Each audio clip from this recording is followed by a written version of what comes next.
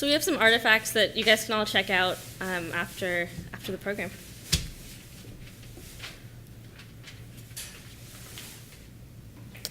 All right, so thank you all for coming. We're the WAZO Design Institute team, and we're made up of Paul Wood, Ben Ilka, James Lee, and myself, Konina Biswas.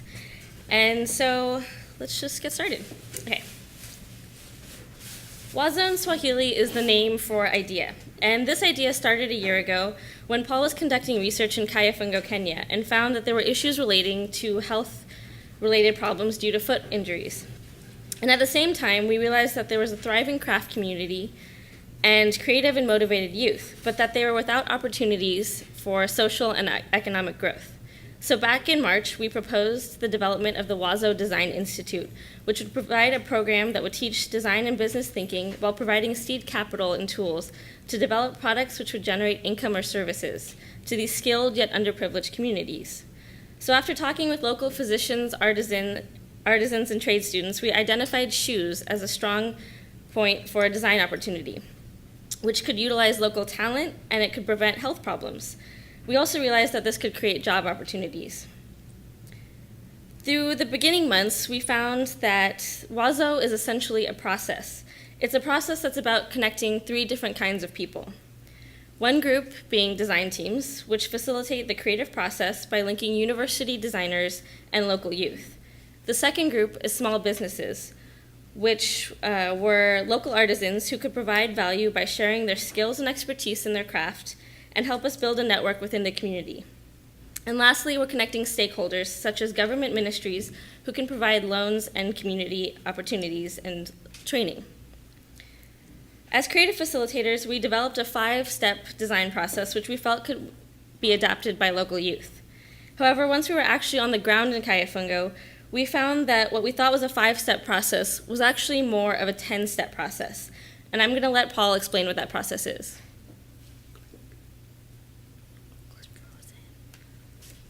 Hi, thanks, Konina. The first thing that we realized is that mobilizing all these people and institutions was a step in itself. So vetting the universities, the artisans, the local youth, the school, the government ministries, that was a huge undertaking. So once we got all that sort of wrapped up and talked to everybody and got everyone on board, we really ended up with our 3 main components that we needed.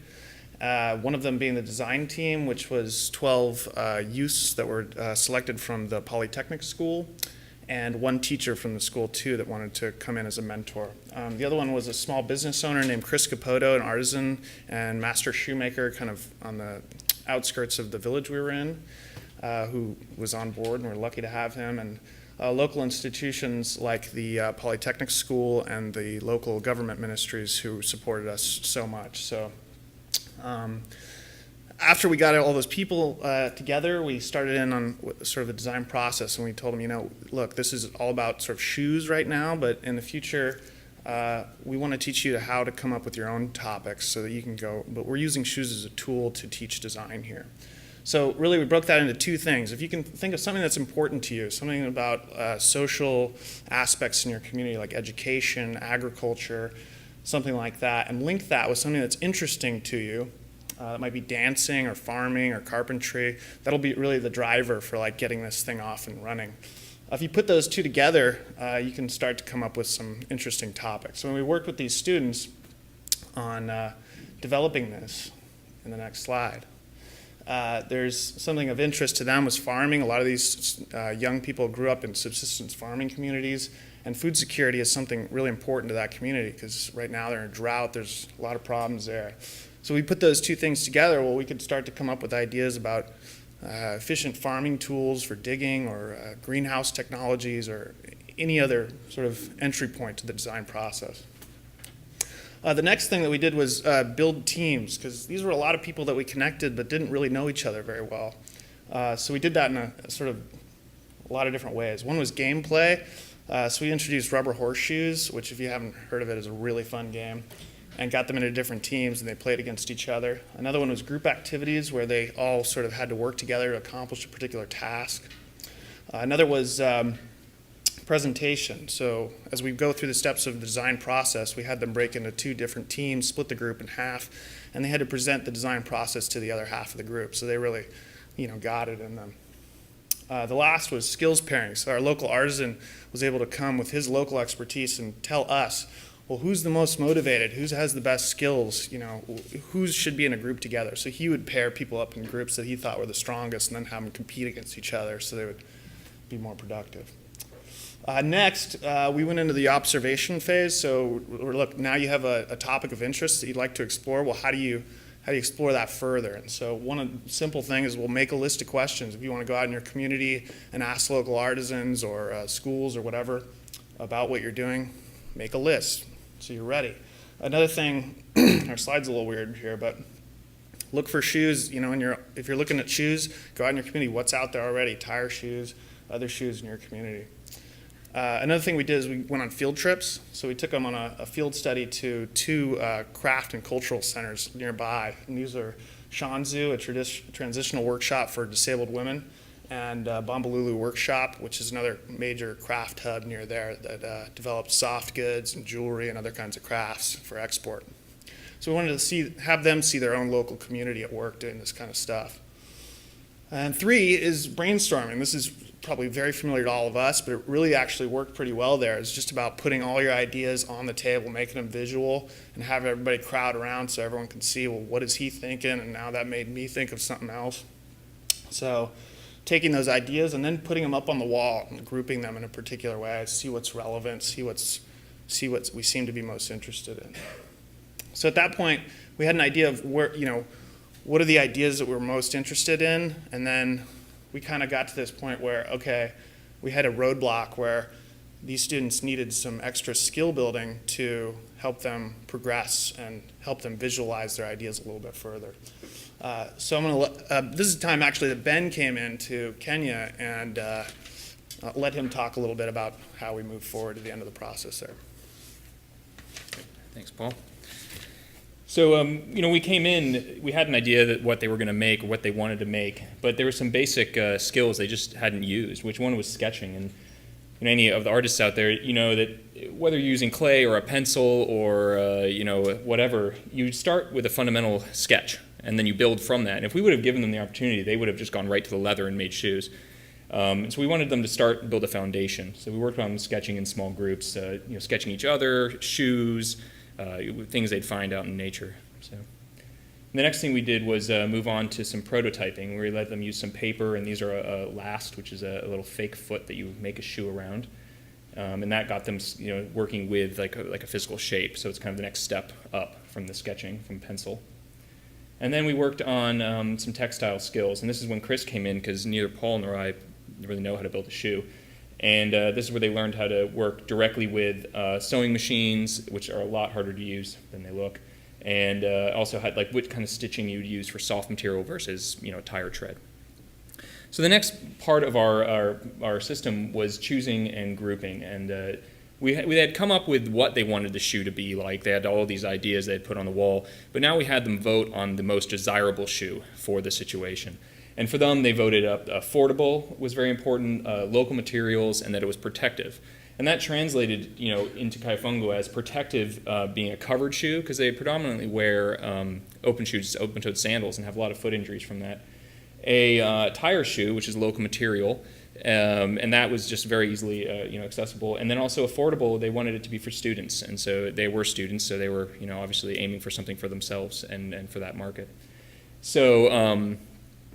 When with this outcome where we knew what kind of shoe they wanted to build, there was all these extra opportunities for workshops and new skills, and they wanted to put tags on the shoes and such. And we had a really good opportunity where we were able to locate a local entrepreneur who's a screen printer of T-shirts. And this was particularly exciting for me as a screen printer. We got to kind of be like the equivalent of Neil Armstrong on the moon, but printing for the first time in this place in Kaifungo, Kenya. And we were able to expose screens.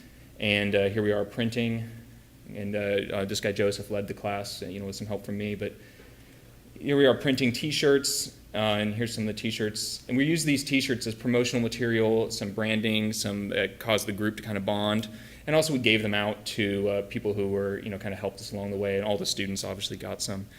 And then what really exciting was we were able to take their sketches, let them build some stencils, make proof positives, and expose these in the sun all on site, and then turn it into flags, which they then used for the graduation, and the youth group's going to keep and use for any events they hold. And this was really neat for them because they were able to go from a sketch, the whole process. This is something they made, they decided on, and then have a product out of it. So that was really neat. Next, we also realized they needed some financial literacy.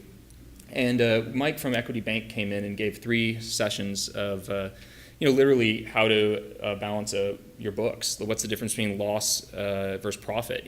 Just the very basics, because a lot of these guys, people here don't even have that, let alone there. And which is evident from Wall Street.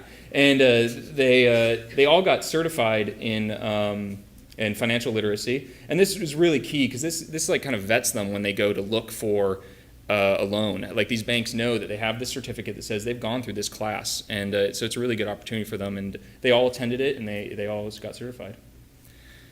So next in the process, part 5 is prototyping and then product evaluation, and this is when they got to actually start making some shoes. So the first step was making paper shoes out of paper materials. And you see here they're putting it on the last and kind of putting together. This is just a way to not go right into your expensive materials right away. So rather than get into the leather and such, they were doing it paper to see what it looked like. And the next slide here is they have 2 different materials that we wanted that they kind of represent their area. And one is the kikoi, which is this very colorful fabric that men generally wear.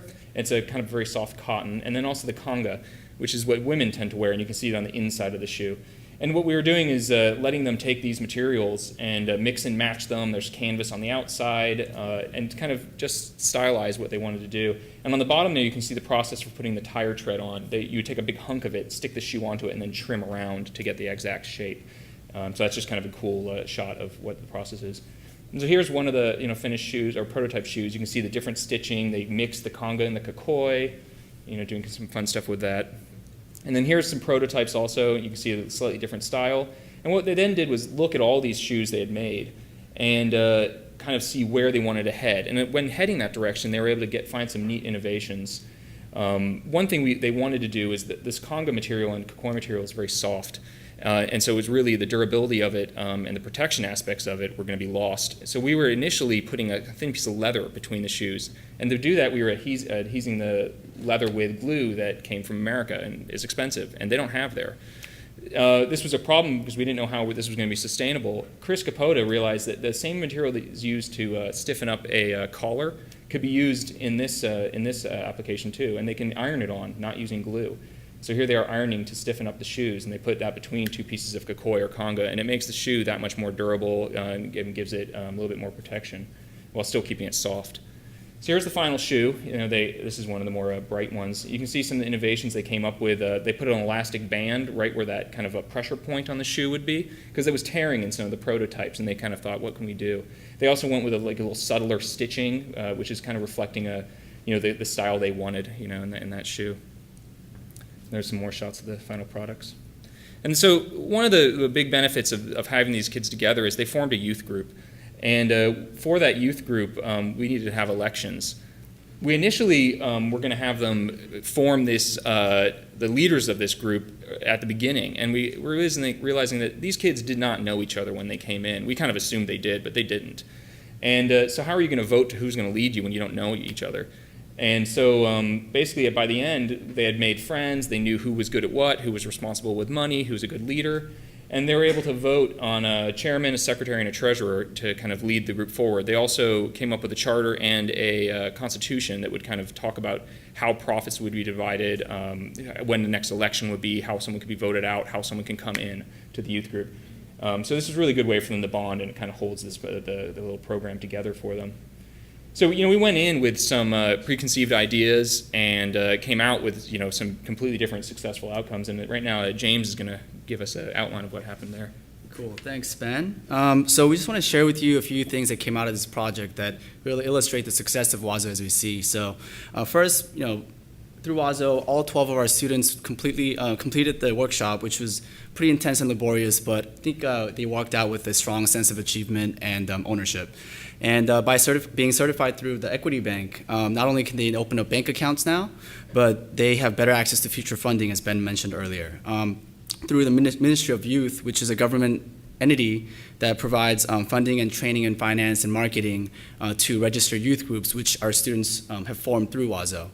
And we've also secured facilities at the Polytechnic School's textile department, and they've agreed to not only store our excess materials that we've bought for future use by our students, but also offer free access to their facility and their equipment, which is huge. But WAZO didn't end when we came back to the US. In December, we're going to be doing internships for 6 of our students, and 3 guys and 3 girls, and they'll be working and living with Chris Capoto, our master shoemaker, for 1 month to help him open up a new kiosk and expand his business and sell shoes that actually came out of our workshop.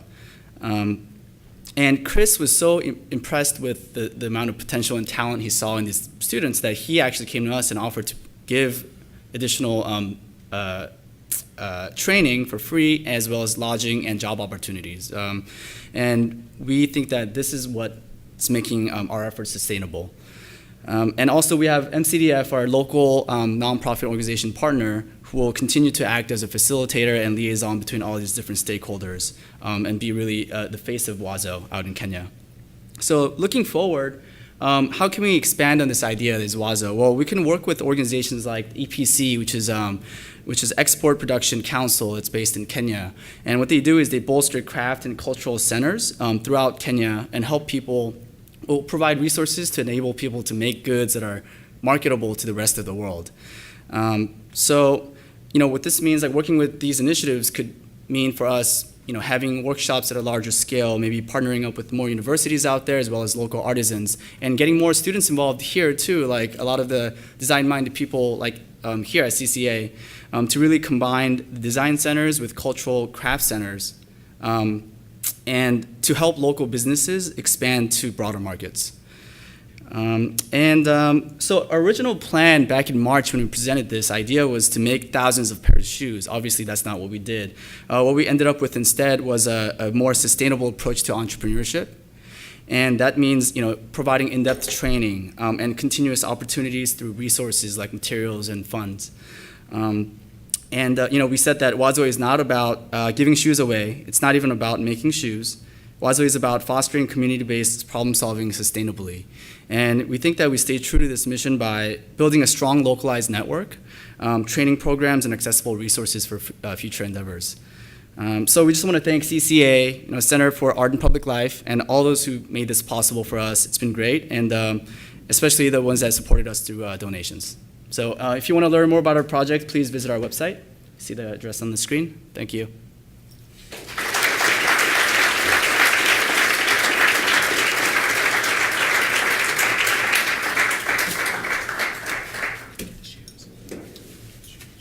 And also, like we said before, we have some of the shoes here that will be here after all the presentations are done.